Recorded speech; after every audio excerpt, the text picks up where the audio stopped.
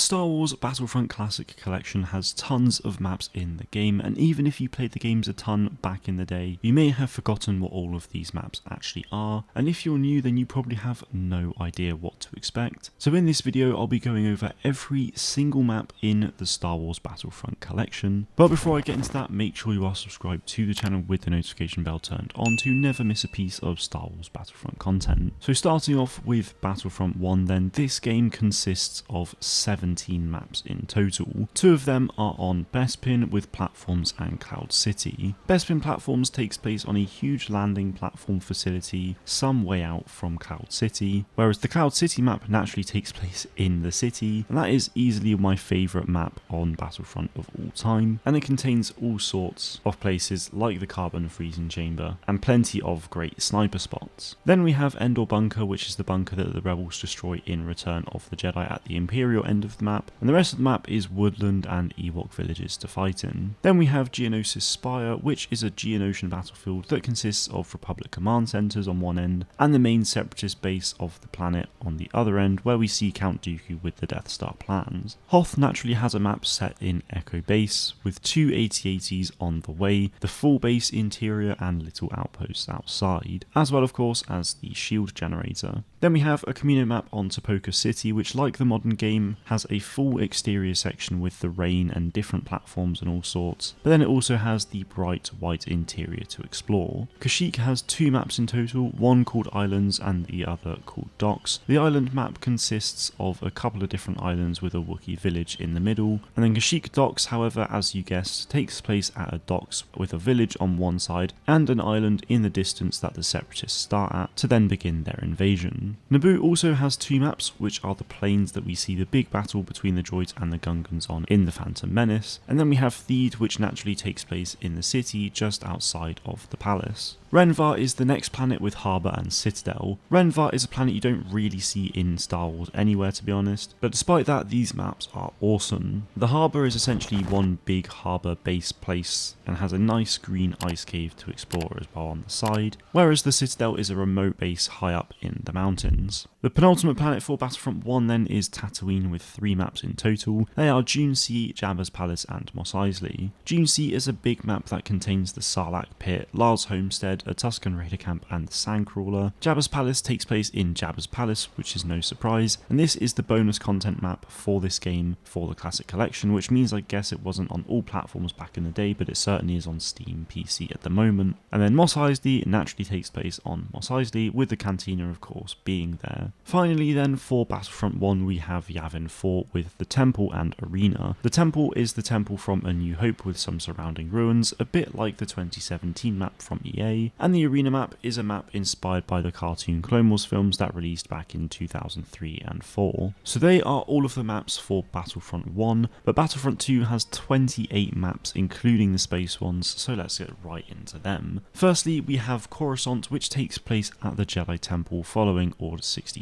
as they are in some ruins, and you can also go to the archives, the council chamber and much more. Then we have Dagobah, which is a great map containing Yoda's hut, the dark side cave that Luke goes into, where you actually get to hear Darth Vader breathing and much more. Death Star is then a map inspired by the first Death Star that contains all kinds of areas from A New Hope, such as the reactor control area, the detention cells, a few hangars, and even the Death Star laser room itself. Next is Endor, but that map is essentially the same as Battlefront 1's map but better looking, and there are quite a few maps in this game which I'll go over in a few minutes. Next is Felucia, which is basically a big ass jungle of plants and a bit of high ground on this huge tree-like structure at the back. Then we have a map for Geonosis, which is a different part of the battle compared to the one in Battlefront 1, as this one contains a hangar bay of sorts for different vehicles, and also several outposts along the map.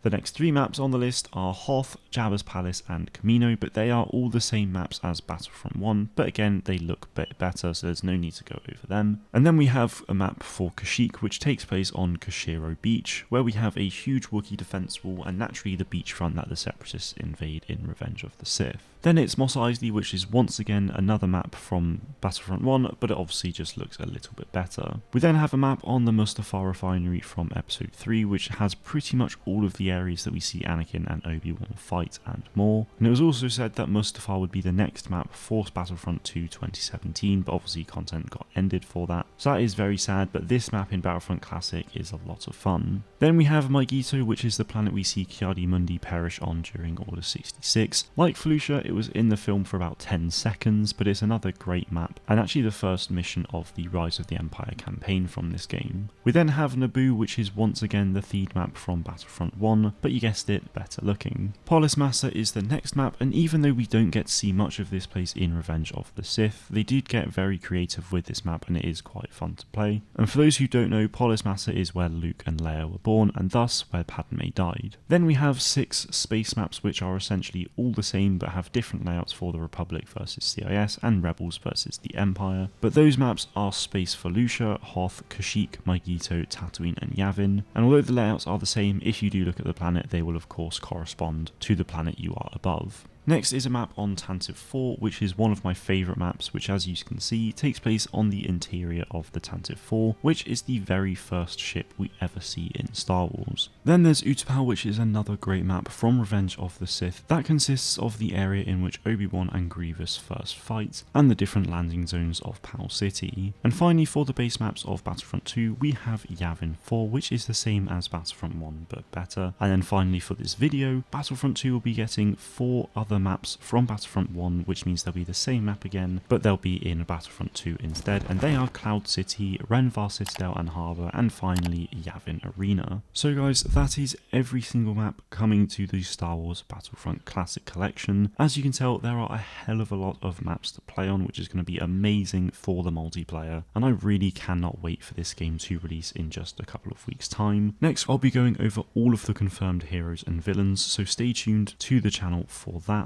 That is it from me today though. Let me know what you make of all of this in the comments below. Thank you all very much for watching, and may the Force be with you always.